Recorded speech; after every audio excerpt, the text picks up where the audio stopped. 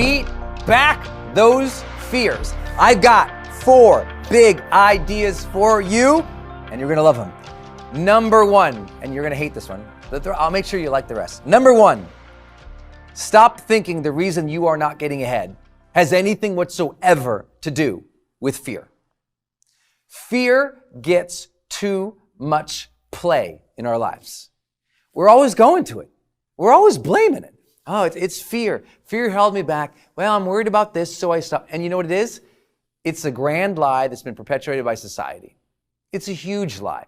Because look, fear, real fear, physical fear especially, is there's an external threat that's imminent and it's in your face. That's fear. Everything else is a self-contrived story that we tell ourselves. And we need to realize that most fear is just bad management of our minds. But we allow ourselves to loop it. What happens if you don't know psychologically what's happening? Fear is really just saying, what if, followed by a negative statement. What if she rejects me?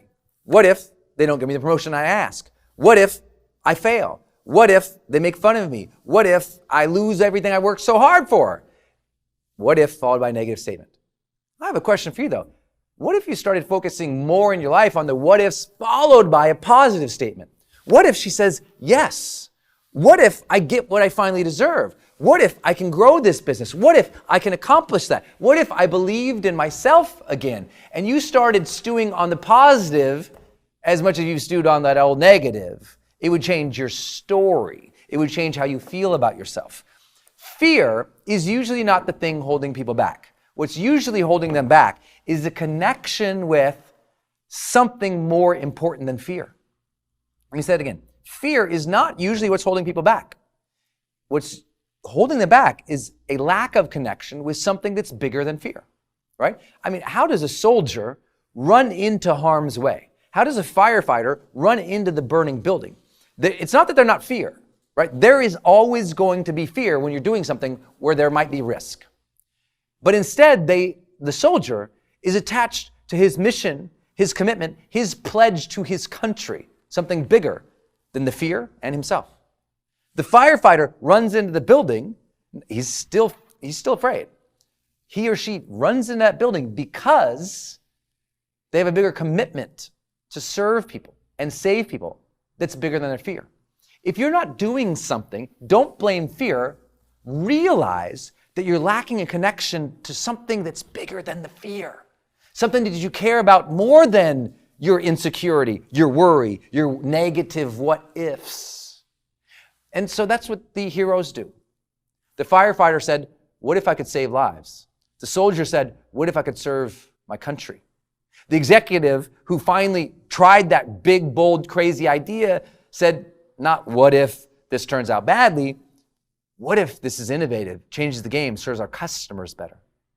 The woman who finally talked to her husband about that thing that's bothering her so long, instead of saying, well, what if he's a jerk? She said, well, he's probably going to be a jerk, but what if I finally move him this time? They allowed themselves to believe. She said, what if he finally changes? And she got over her fears because she said, I care about our relationship and our future more than how scared I am to say something that's vulnerable. You follow?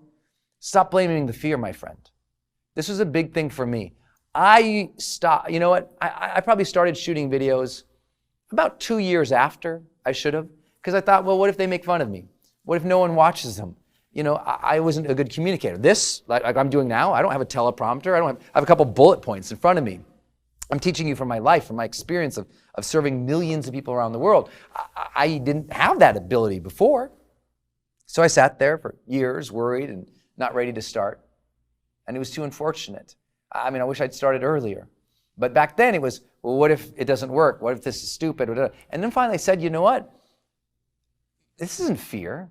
There's no fear preventing me from going around and pressing the red button on that camera. There is no fear. There's no fear there. There's a story there. There's a what if followed by a negative statement there. But there's no fear. There is no lie-in between me and the video camera. It's my own self stopping me. It's my own lack of commitment to something bigger than that red button. Stop telling yourself it's fear, my friend, and that will change everything in your life.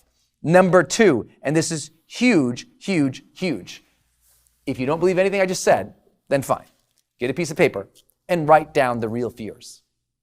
Write them down. I want you to think of the dream that you have, the ambition, the goal, and any reason that you think you've been stopping, write down why. Okay, what would you have to go learn, do, or ask for in order to overcome that fear or that challenge? It's simple. You know, the biggest breakthrough sometimes for people's lives is when they write stuff down. Have you ever had that? You've been in a seminar and you're writing your journal, and pow, the idea hits you. Or you're writing your journal at night, or you're typing your book, or you're doing something, and just by the act of expression or capturing, you find your answers. So if I'm talking to you, it's just not hitting, that's okay. Take that time, and you'll find your own answers. When you say, I want this, but this is stopping me, and then you take that next step to say, okay, here's what I should do to address, learn, re-equip, ask for help to address that challenge, then guess what happens? You usually do. Third big idea from there, you know what? Fear tends to dissipate with daily action. Fear tends to dissipate with daily action. So I'd love you to do this. All I want you to do is take 3 steps a day.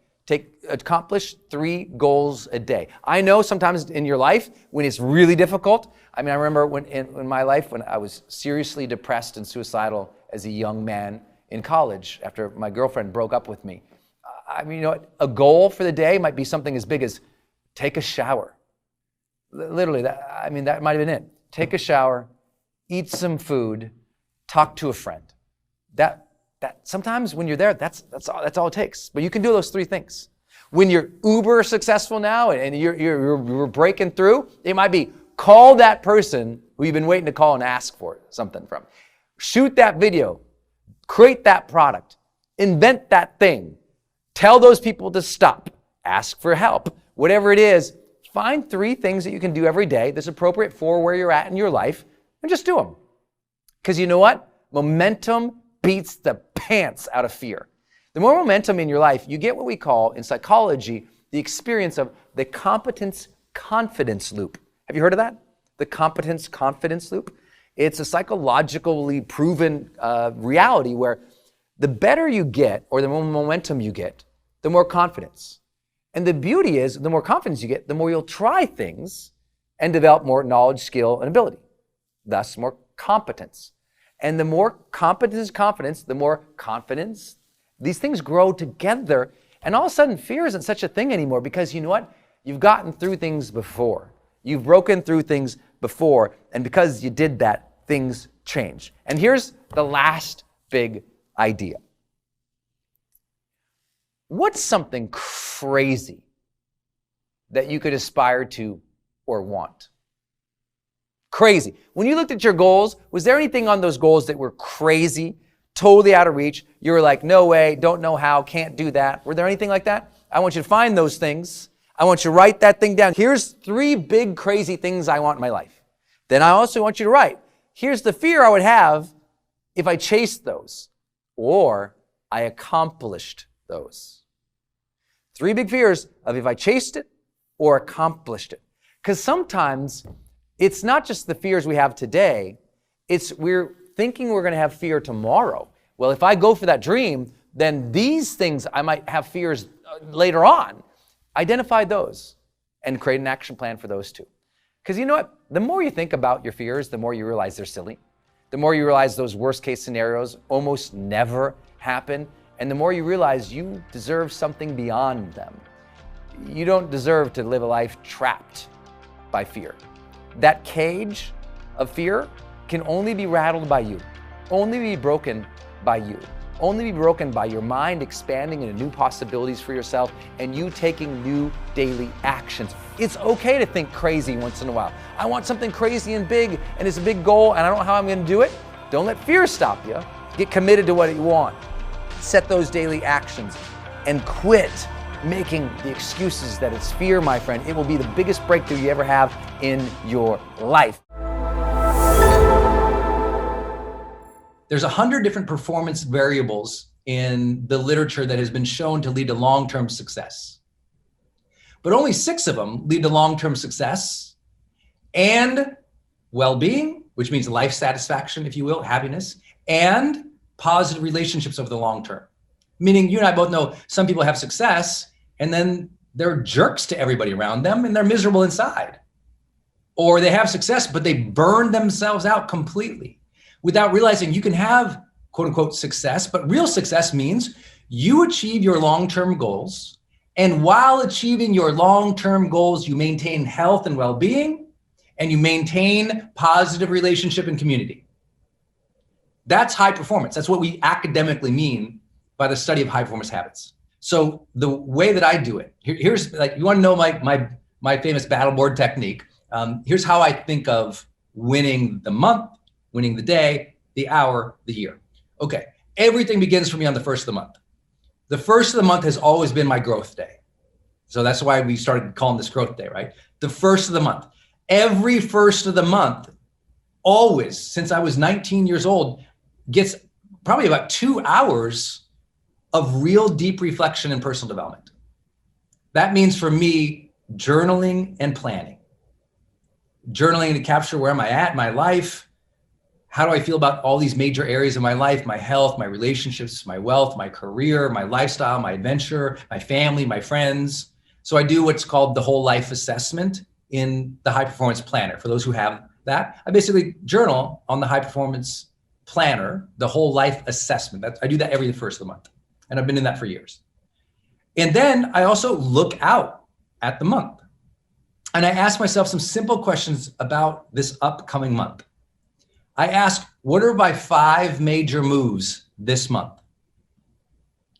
Meaning, what are the 5 major activities or initiatives, you might call them projects, that I'm working towards and I'm moving forward? Those got to be on the board. I got to know that each month, right? We call them the 5 moves. So I know my 5 moves for the month.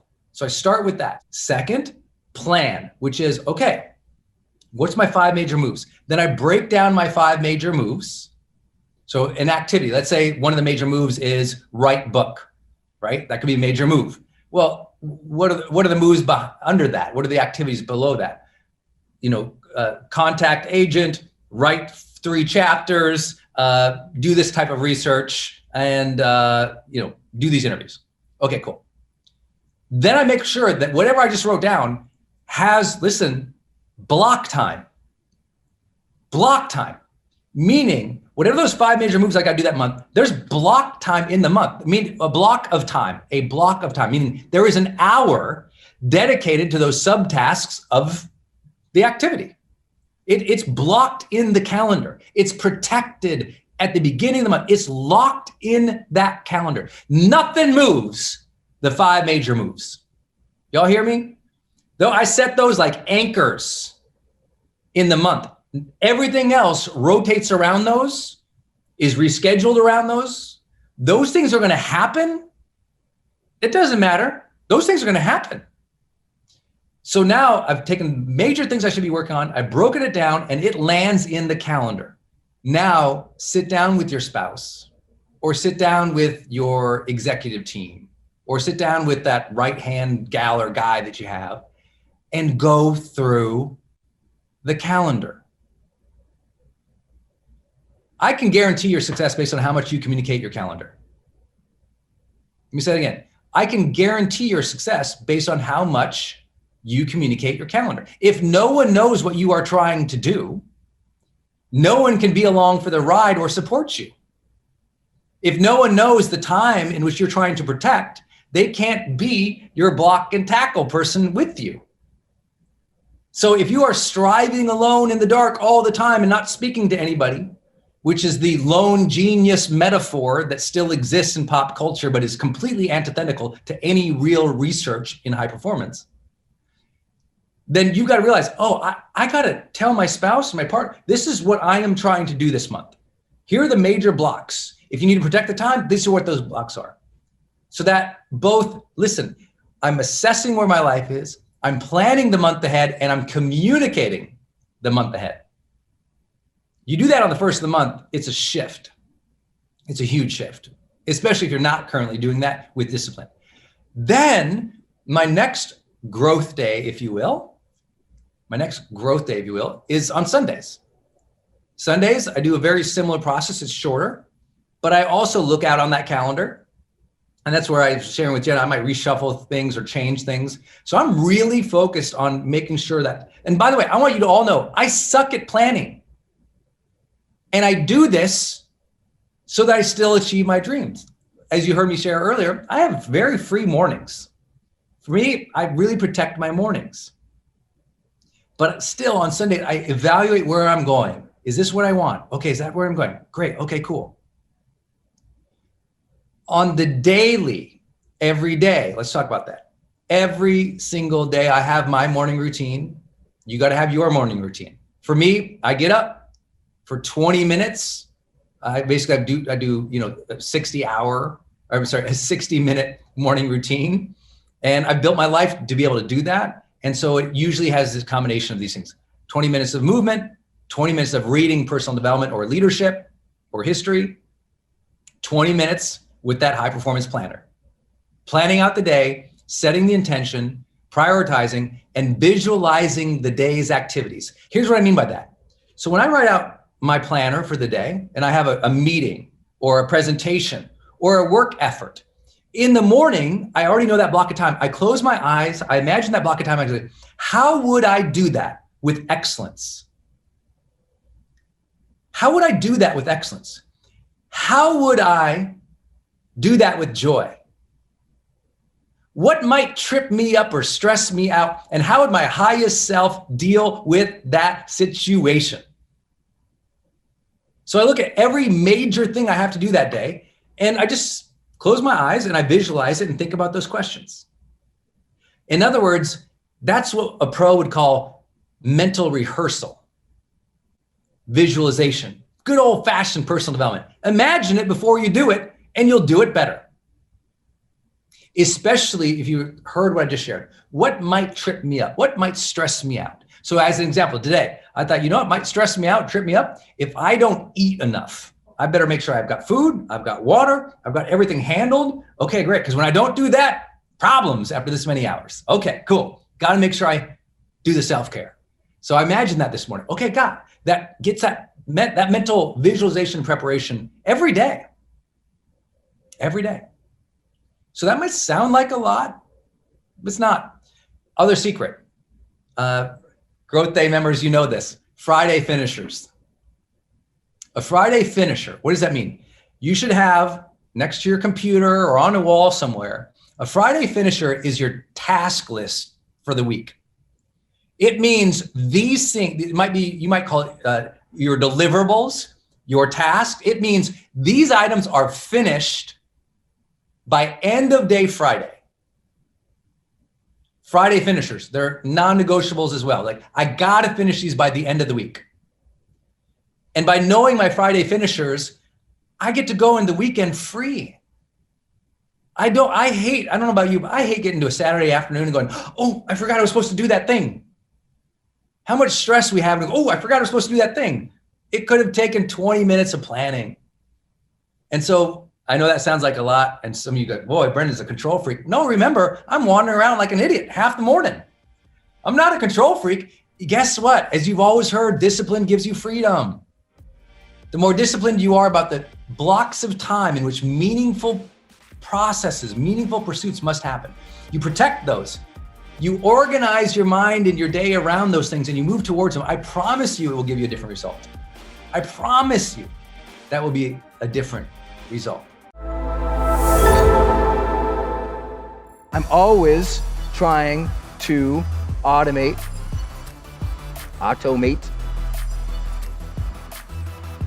How can I automate a process that matters to me? So for many of you know, books matter to me. So we automated the process of selling books just all day long. We're just selling hundreds or thousands of books.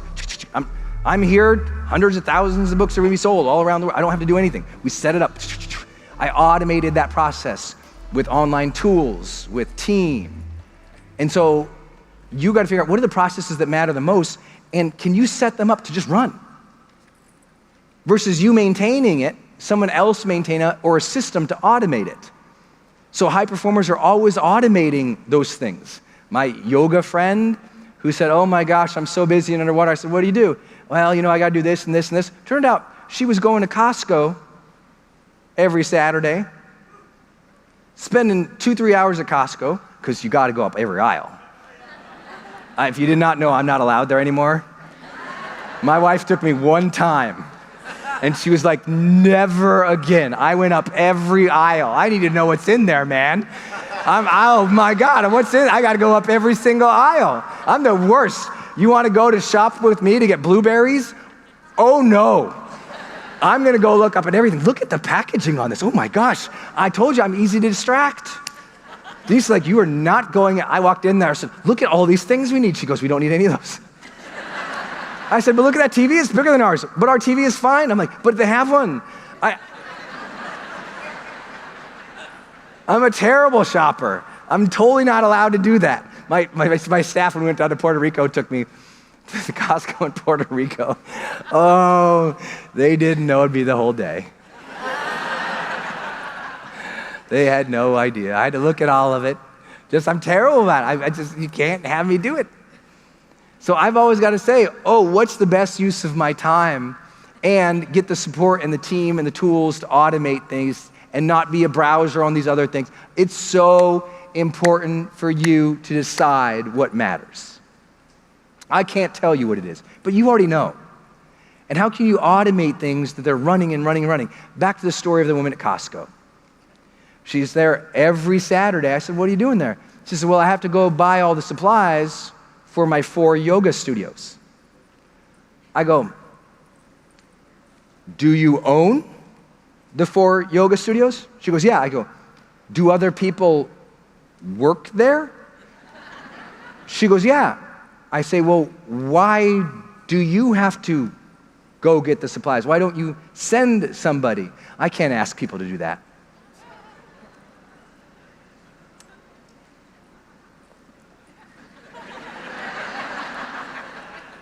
Do you pay them?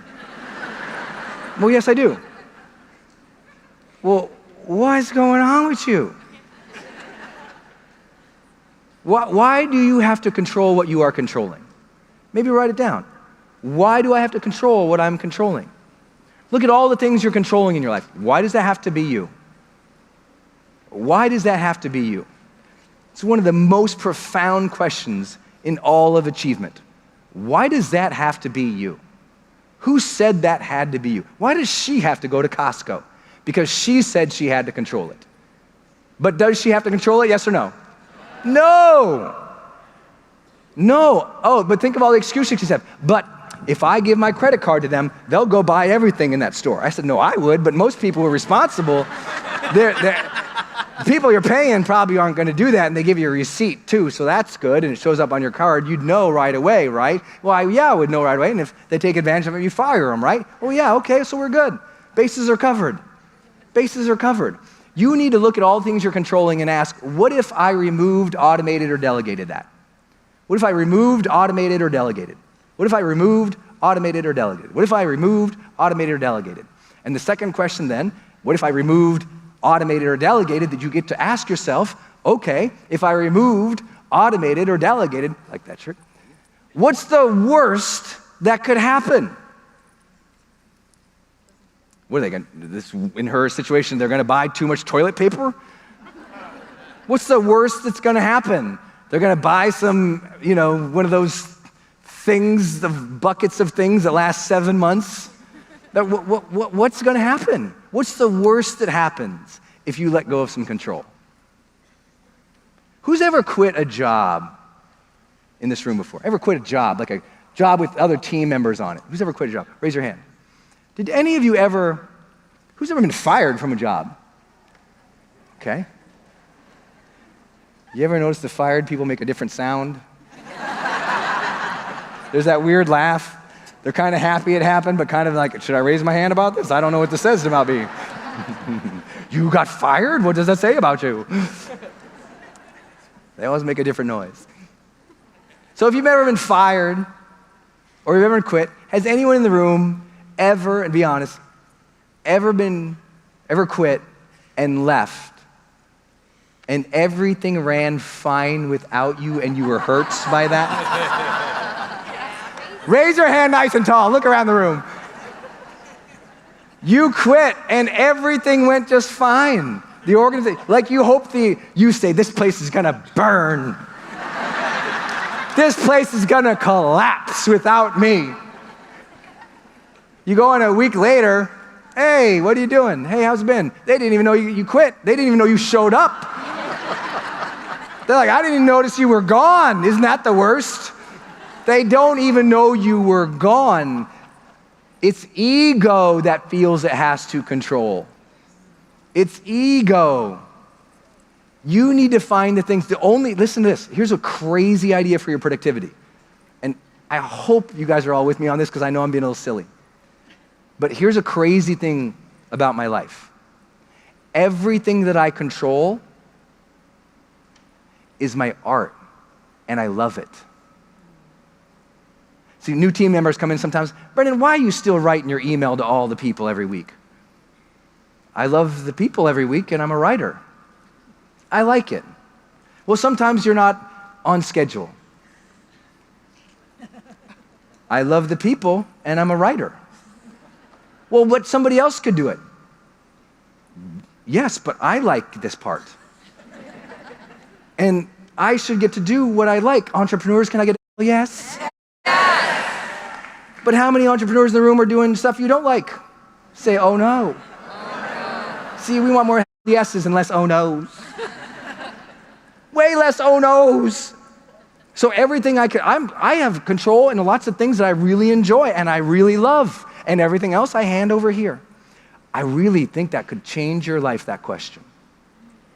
What are all these things I control and why do I think I have to control them? What if I could automate that, delegate that, or remove that so that I could focus more on the things that really move the needle? I will tell you, it's how I got promoted faster than everyone else in corporate America.